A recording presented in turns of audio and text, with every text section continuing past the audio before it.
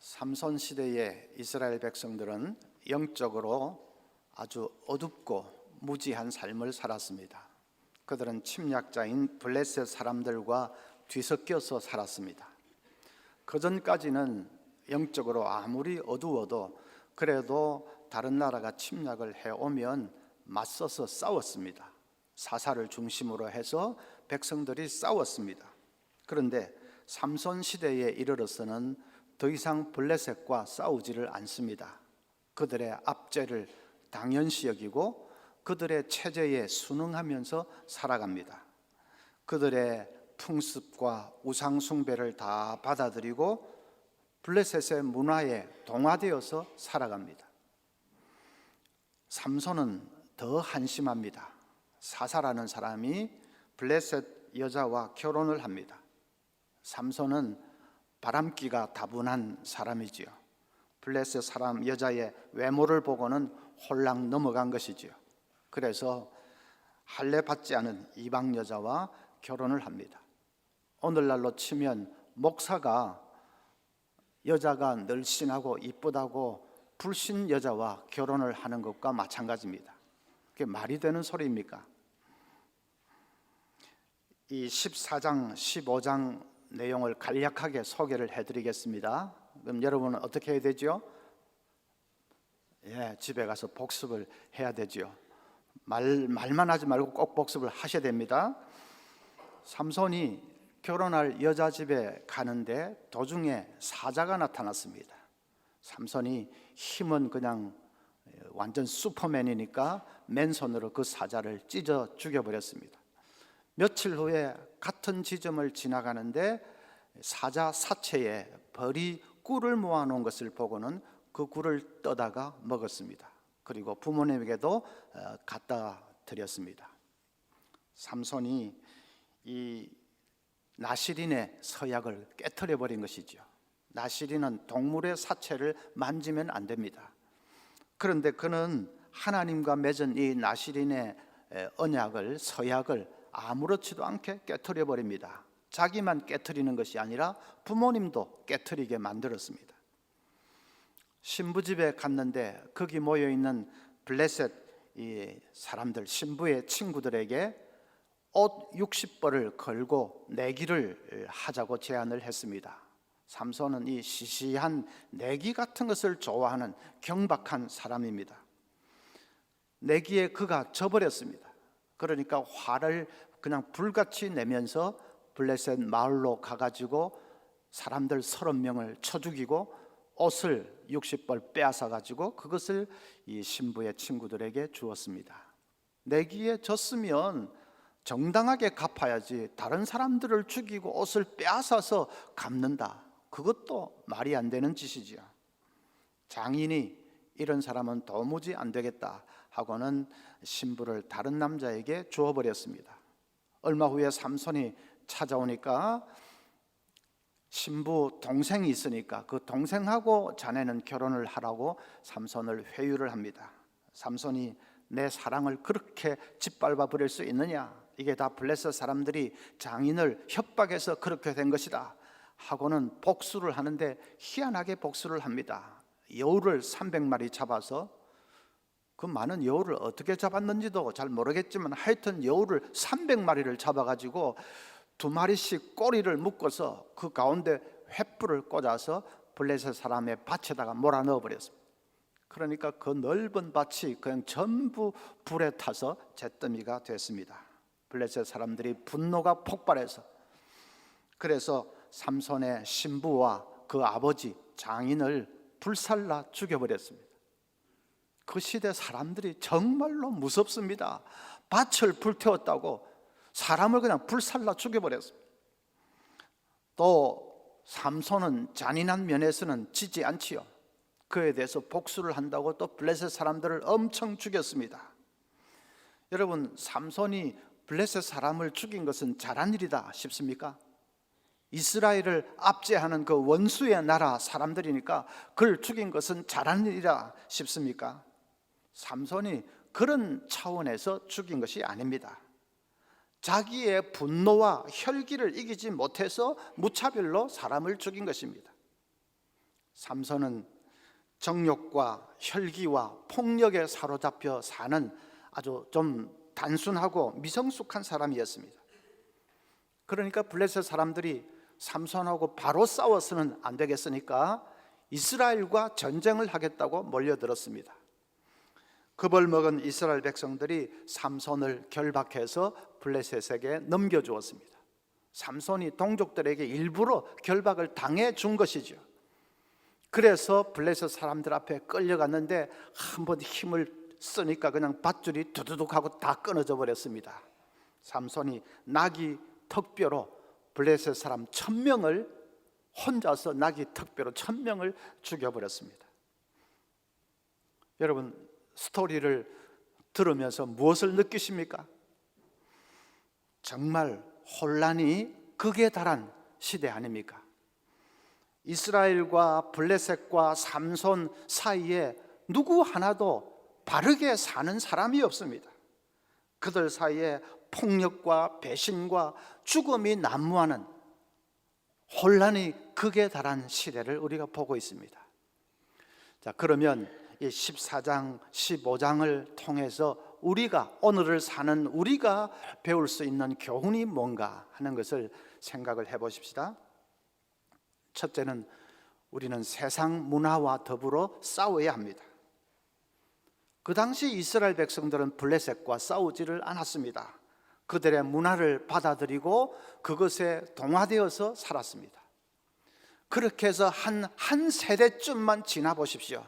선민 이스라엘은 이 땅에서 사라지게 됩니다. 블레셋에 다 흡수가 되어서, 그래서 이스라엘은 그냥 흐지부지 사라지게 됩니다.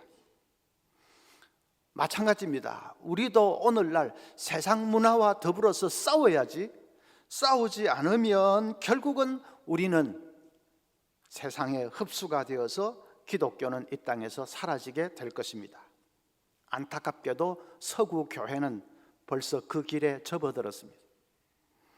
20세기 전반부에 기독교는 과학과 이성을 절대시하는 세상 문화를 그대로 받아들였습니다. 그 결과 기독교 안에 자유주의 신학이라는 것이 성행하게 되었습니다. 자유주의 신학은 성경에서 무슨 기적이나 초자연적인 것이나 영적인 것을 다 부인을 해버립니다. 성경에서 기적이나 초자연적인 것, 영적인 것, 부활, 영생, 천국, 지옥 이런 것을 다 그냥 빼버리면 남는 것이 무엇이겠습니까? 그냥 성경은 선한 삶을 가르치는 윤리적인 그런 책으로 전락하고 맙니다. 그런 윤리를 배우려고 교회 가는 사람이 누가 있겠습니까? 서구의 기독교는 몰락해버리고 말았습니다. 교회마다 옛날의 신앙을 고수하는 노인들 몇 명만 모여있고 젊은이들은 다 떠나가고 교회는 텅텅 비게 되었습니다. 20세기 후반에 들어서 세상에는 포스트 모더니즘 사상이 유행하게 되었습니다. 포스트 모더니즘은 이 세상에 절대적인 것을 배격합니다. 이 세상에 절대가 어디 있느냐? 다 상대적인 것이고 상황에 따라서 달라지는 것이고 하지 절대적인 무슨 진리라는 것은 없다. 그래서 서로 다 포용하고 타협하고 해야 된다 하는 것이 포스트 모더니즘 사상입니다. 그 세상의 사상과 문화를 교회가 그대로 받아들였습니다. 그래서 그 결과 교회 안에 종교다원주의라는 것이 성행하게 되었습니다. 종교다원주의는 불교나 힌두교나 이슬람 안에도 다 진리가 있고, 그래서 우리는 그 종교들도 다 인정을 하고 또 종교 간에 대화를 해야 된다 하는 것이 종교다원주의지요. 기독교만을 진리라고 그렇게 배타적으로 주장하면 안 된다는 것입니다. 그 결과 교회는 급속하게 약화되었습니다. 성경만이 진리가 아니라고 하는데, 그러면 구태여 무슨 교회로 갈 필요가 있겠습니까? 교회가 약화될 수밖에 없는 것이죠. 2000년대 들어서는 세상에는 이 인권이라는 것이 대두가 되었습니다. 부당하게 억압받고 차별받는 소수자들에 대해서 관심을 가지고 그들의 인권을 보호해 줘야 된다 하는 것이죠. 그것은 좋은데 동성애마저도 인권이라는 것으로 포장을 해서, 그래서 동성애자를 차별하면 안 된다는 식으로 몰고 갑니다. 일부 교회가 또 그런 세상 문화를 그대로 받아들였습니다. 한국 교회는 지금 끝까지 저항하고 있지만 미국이나 다른 서구 교회들은 그걸 그대로 받아들여서, 그래서 동성애, 동성결혼 다 인정을 하고 심지어는 동성애자를 성직자로 세우기까지 했습니다.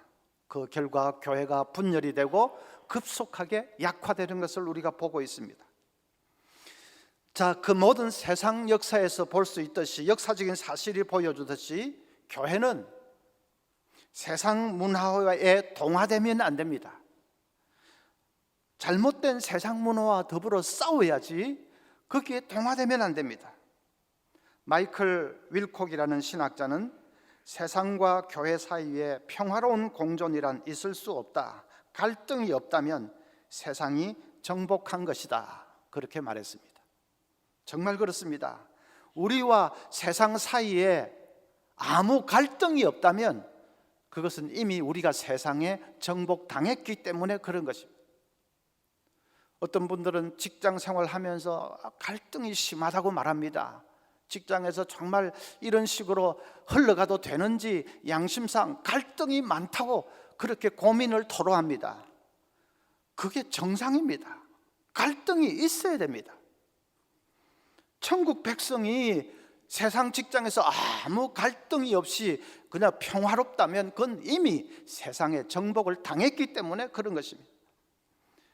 예수님도 마태복음 10장 34절에서 내가 세상에 화평을 주러 온 줄로 생각하지 말라, 화평이 아니요 검을 주러 왔노라. 세상 문화와는 화평하게 지내서는 안 되고 싸워야 된다는 말씀입니다. 우리는 혼란이 극에 달한 그런 시대, 암흑의 시대를 살고 있습니다. 이런 때일수록 정신을 바짝 차리고 세상 문화와 더불어서 싸워야 합니다. 세상에 만연한 이 물질 만능주의 문화와 싸워야 됩니다. 돈 우상이 이 교회에 들어오기 시작하면 그것으로 교회는 끝입니다. 힘을 잃습니다. 세상에 또 만연한 이 과학과 이성을 절대시하는 오만한 세상 문화와 더불어 싸워야 됩니다. 절대적인 진리를 부정하는 이 다원주의 문화와 싸워야 합니다. 인권으로 포장한 그런 동성애, 낙태, 합법화 그런 운동과 싸워야 됩니다. 지난번에 우리 교회에서 낙태에 대한 우리의 입장을 발표한 것은 정말 다행한 일이라고 생각합니다.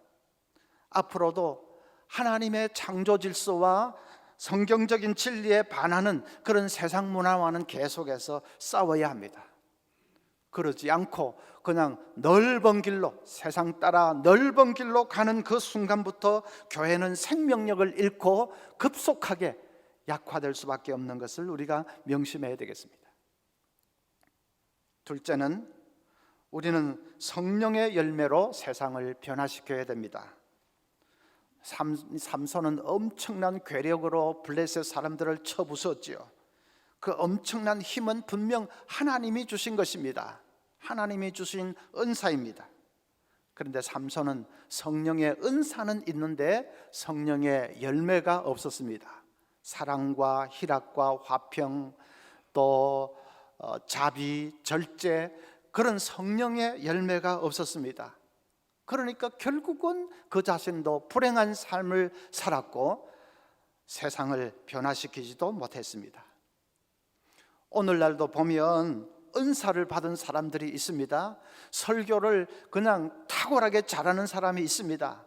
남을 가르치는데 아주 뛰어난 능력을 발휘하는 사람이 있습니다.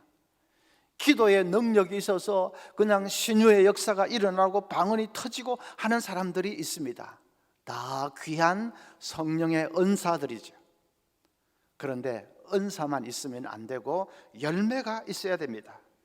사랑과 희락, 화평, 자비, 절제, 성령의 열매가 있어야 됩니다. 열매가 없이 은사로만 일하면 오래 가지도 못하고 그리고 세상을 변화시키지 못합니다. 고린도전서 13장 1절부터 뭐라고 말씀합니까? 내가 사람의 방언과 천사의 말을 할지라도 사랑이 없으면 소리나는 구리와 울리는 괭가리가 되고, 내가 예언하는 능력이 있어 모든 비밀과 모든 지식을 알고 또 산을 옮길 만한 모든 믿음이 있을지라도 사랑이 없으면 내가 아무것도 아니요. 사랑이 없으면 나는 한 50%밖에 안 된다가 아니라 아무것도 아니라고 했습니다. 어떤 위대한 은사도 열매, 성령의 열매가 없으면 그건 아무것도 아닌 것이다. 그래서 오늘날 같은 이 혼란의 시대에는 성령의 열매로 섬기고 또 봉사할 수 있어야 됩니다. 1700년대에 프랑스와 영국을 비교해 보면 재미있는 현상을 발견할 수 있습니다.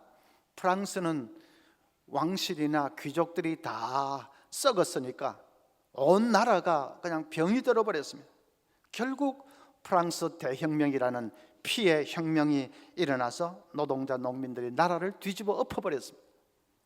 그런데 썩기는 이웃 나라 영국도 마찬가지였습니다. 그래도 영국은 프랑스와 같은 피해 혁명을 겪지는 않았습니다. 왜 그랬을까? 역사가인 우드로 윌슨이 그 원인을 진단하기를 영국에는 존 웨슬리가 있었기 때문이다, 그렇게 말했습니다. 존 웨슬리 위대한 부흥사였지요. 그 웨슬리는 크리스찬들은 물질을 통해서 이웃을 섬겨야 한다는 것을 강조했습니다. 근면 성실하게 일하되 그 번 것으로 자기만을 위해서 낭비하지 말고 어려운 이웃들을 위해서 사용하라고 강조하고 가르쳤습니다. 웨슬리의 이 메소디스트 운동은 영국 교회뿐 아니라 영국 사회 전반에 아주 큰 영향을 미쳤습니다. 그래서 그 당시에 상류층이나 중류층 사람들은 국가에 의무적으로 빈민 구제를 위해서 바치는 세금은 말할 것도 없고, 그 외에도 개인적으로 자선단체에 기부를 많이 했습니다. 자선병원이나 자선학교나 또 가난한 노인들, 산모들을 위해서, 거리를 방황하는 노숙자들을 위해서, 실업자들을 위해서 그냥 열심히 기부하고 또 그들을 돕는 자선활동에 참여를 했습니다. 그런 운동이 사회 전반에 걸쳐서 아주 대대적으로 일어났습니다. 그리스도인이라고 하는 사람들이 그런 운동을 하지 않으면 그건 하나님 나라의 백성이라고 할 수 없을 정도로 그렇게 큰 책임감을 가지고 열심히 섬기고 봉사하는 일을 했습니다. 그래서 영국에서는 노동자, 농민의 피해 혁명이 일어나지 않았습니다. 일어날 필요가 없으니까요. 자기들 따뜻하게 보듬어주는 사람들이 있으니까요. 우리도 이 혼란의 시대에는 성령의 열매로 섬기고 봉사해야 하겠습니다. 사랑과 온유와 겸손함으로 세상을 향해서 나아가야 합니다. 우리가 이웃 사랑 사역을 힘있게 하는 것도 그런 차원에서입니다. 세상은 더욱 극렬하게 기독교를 공격할 것입니다. 언론도 기독교를 동네북처럼 두들겨 팰 것입니다. 그런다고 교회도 광장으로 몰려나갈 필요는 없고 맞싸울 필요도 없습니다. 그저 묵묵히 성령의 열매로 섬기고 봉사하면 됩니다. 그게 가장 강한 무기입니다. 결국은 우리가 이기게 될 것입니다. 세 번째는 언약을 이루시는 하나님을 전심으로 의지해야 합니다. 삼손 이야기에서 한 가지 이상한 점이 있습니다. 14장 19절에 보면 여호와의 영이 삼손에게 갑자기 임하시매 했습니다. 15장 14절에도 여호와의 영이 삼손에게 갑자기 임하시매 했습니다. 삼손은 순전히 자기 혈기를 못 이겨서 블레셋 사람들을 쳤는데 성경은 여호와의 영이 임해서 그렇게 했다고 말씀합니다. 하나님의 영이 임해서 하나님이 힘을 주셔서 삼손이 그냥 그런 일을, 혈기를 부리는 일을 한 것처럼 말씀합니다. 삼손이 혈기 부리는 것을 하나님이, 여호와의 영이 왜 도와주시죠? 하나님은 이스라엘과 블레셋 사람들을 어떻게 하든지 떼어놓으려고 하십니다. 이스라엘이 블레셋과 동화되면 안 됩니다. 동화되어서 살면 결국은 흡수가 되어서 이스라엘은 이 땅에서 사라지고 말 것입니다. 그래서 어떻게 하든지 이스라엘과 블레셋을 떼어놓아야 되는데 하나님은 그걸 떼어놓기 위해서 삼손의 혈기를 사용하는 것입니다. 삼손이 혈기를 못 이겨서 좌충우돌 하는 그것으로 인해서 블레셋과 이스라엘 사이에 서로 갈등이 생기고 또 서로 싸우게 되고, 그래서 서로 둘을 떼어놓으려고 하는 그것이 하나님의 뜻이었습니다. 4절, 14장 4절을 보면 이 4절이 사사기 14장과 15장을 이해하는 아주 키워드입니다. 4절에 그때의 블레셋 사람이 이스라엘을 다스린 까닭에 삼손이 틈을 타서 블레셋 사람을 치려 함이었으나 그의 부모는 이 일이 여호와께로부터 나온 것인 줄을 알지 못하였더라. 삼손은 순전히 자기 정욕에 이끌려서 블레셋 여자와 결혼을 했고 자기 혈기를 못 이겨서 블레셋 사람들을 쳐 죽였고, 하지만은 그것이 궁극적으로는 여호와 하나님께로부터 나온 일이었다 하는 말입니다. 하나님이 삼손의 정욕과 삼손의 혈기를 사용해서 블레셋과 이스라엘을 떼어놓기 위해서 하나님이 그렇게 역사하셨다 하는 말입니다. 하나님이 왜 그렇게 하십니까? 패역한 이스라엘은 그냥 막 내다 버리면 그만일 텐데 하나님께서 왜 그렇게 하십니까? 하나님의 긍휼이 한이 없기 때문이죠. 자기 백성을 어떻게든 놓치지 않으시려고 하나님이 긍휼이 불이 타서, 그래서 삼손의 그 혈기와 정욕마저도 하나님이 사용해서 어떻게 하든지 이스라엘과 블레셋을 떼어놓으려고 하나님이 그렇게 역사하시는 것입니다. 우리 하나님이 그런 분이십니다. 자기 백성을 구원하기 위해서는 인간의 허물과 죄까지도 사용하시는 그런 하나님이십니다. J.D. 그리어 목사가 이런 간증을 했습니다. 자기가 지금 아내하고 행복하게 잘 살고 있는 것은 아내가 학창시절에 부모님께 지은 죄 때문이라고 그렇게 얘기를 했습니다.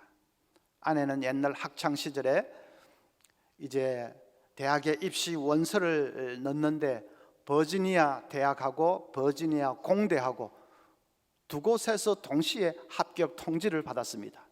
그래서 한 곳을 선택을 해야 되는데 아빠도 버지니아 공대를 나왔기 때문에, 그래서 부모님들은 버지니아 공대를 원했고 또 본인도 자기도 그렇게 생각을 했습니다.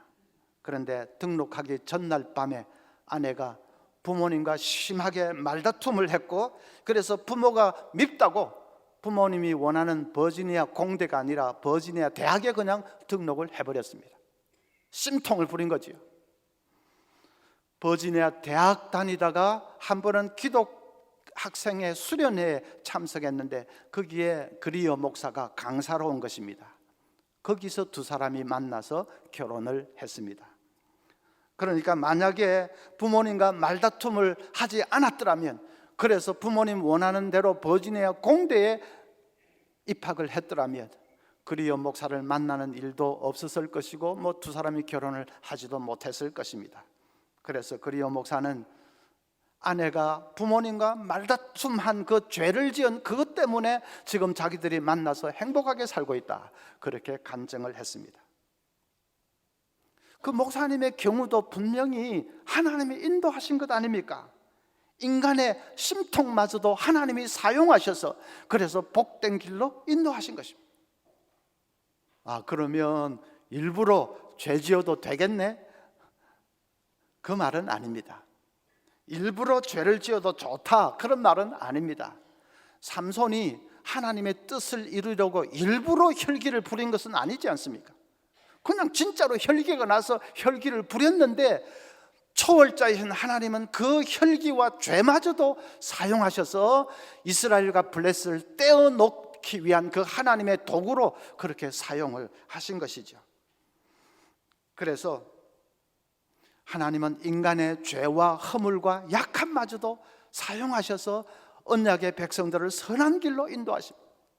시련과 고난마저도 사용하셔서 하나님은 복된 길로 인도하십니다. 2004년 제가 신학대학원 원장으로 있을 때 학교에 아주 어려운 일이 생겼습니다. 입시 비리가 터져서 학교가 엄청난 소용돌이에 휘말리고 책임자인 저도 큰 어려움을 당하게 됐습니다. 그 연루되어 있는 그 장본인인 그분이 비리를 바로잡으려고 하는 저를 죽이려고 달려들었습니다. 죽이려고 온갖 술수를 다 부렸습니다. 결국 저는 학교 원장직에서 물러났고 소속 노회에서 목사직 정직까지 당했습니다. 제가 목사 안수를 받을 때 감격하면서 정말 눈물로 목사 안수를 받을 때 앞으로 내가 이 목사직에서 정직당하는 일이 생길 것이다, 그건 진짜 꿈에도 생각을 못했습니다. 제가 그렇게 악랄한 사람이 아니지 않습니까? 그런데 당하니까 그냥 당하더라고요. 생기니까 그냥 그런 일이 생기더라고요. 그때의 참담함은 아마 당해보지 않은 사람은 모를 것입니다. 그 일을 계기로 저는 학교를 떠나서 목회 현장으로 왔습니다. 지금 서문교회에서 13년이 됐습니다. 지금 어떠냐고요? 어떤 것 같습니까? 행복하지요. 행복하지요. 입시 비리는 전모가 다 밝혀져서 그분은 실형을 선고받고 법정 구속이 됐습니다. 저는 다 사실이 밝혀지고 그래서 완전히 명예회복을 했습니다. 학교 일은 그렇고 또 목회는 그냥 하나님이 은혜를 쏟아 부어 주시는 것을 느낍니다. 교회도 엄청나게 부흥됐지요. 교인들 너무나도 착하고 사랑스럽지요. 장로님들 너무나도 좋으시지요. 다른 교회는 무슨 당회하면 들어갈 때 목사가 우황청심만 먹고 들어간다는데 저는 13년 지나면서 우황청심만 하나도 먹지 않았어요. 다른 교회는 어떨 때는 밤 12시 넘어서 당회 계속 한다는데 우리는 그냥 9시 10분에 당회하면 한 3, 40분 하면 끝입니다. 그렇게 다툴 일도 없고 고집 피우는 사람도 없고. 그래서 그 고난을 통해서 하나님이 저를 축복의 길로 인도하셨습니다. 그 당시는 전혀 그 생각을 못했지요. 학교를 떠날 때 정말 울면서 떠났어요. 그 흔한 감사패 하나도 못 받아보고 혼자서 쓸쓸하게 떠나면서 정말 울면서 떠났습니다. 그 말만 하니까 또 눈물이 날라고 그러네. 그런데 지나놓고 보니까 그 고난의 길이 하나님께서 나를 축복의 길로 인도하시기 위한 하나님의 역사였습니다. 우리 하나님이 얼마나 신실하신 하나님이신지, 인간의 악함과 죄마저도 하나님이 사용하셔서, 인간의 죄마저도 사용하셔서 우리 하나님의 자녀들을 축복의 길로 인도하시는 분이십니다. 이 혼란의 시대에는 그 하나님만을 전심으로 의지하고 나아갈 수 있어야 되겠습니다. 여러분, 때로는 원치 않는 그런 핍박과 억울한 일을 당하실 수 있을 것입니다. 정말 말도 안 되는 그런 손가락질을 당하고 모함을 받을 수도 있습니다. 그래도 너무 낙심하거나 너무 슬퍼하지 마십시오. 우리 하나님은 인간이 아무리 그런 짓을 해도 그 모든 것을 하나님 다 사용하셔서 그것이 변해서 복이 되도록 얼마든지 인도하실 수 있는 하나님이십니다. 모든 것이 합력해서 선이 되도록 얼마든지 역사하시는 하나님이십니다. 그 하나님만을 전심으로 바라보면서 세상 따라 넓은 길로 가지 말고 성령의 열매로 잘 섬기고 봉사하면서 이 혼란의 때를 꿋꿋하게 헤쳐나가는 우리 모두가 될 수 있기를 바랍니다.